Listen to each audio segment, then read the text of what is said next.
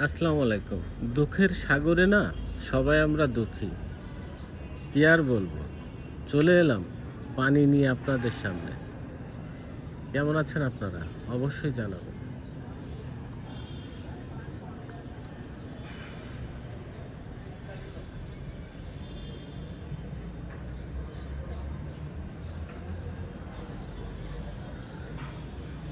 প্রাকৃতিক দৃশ্য আসলে অসাধারণ।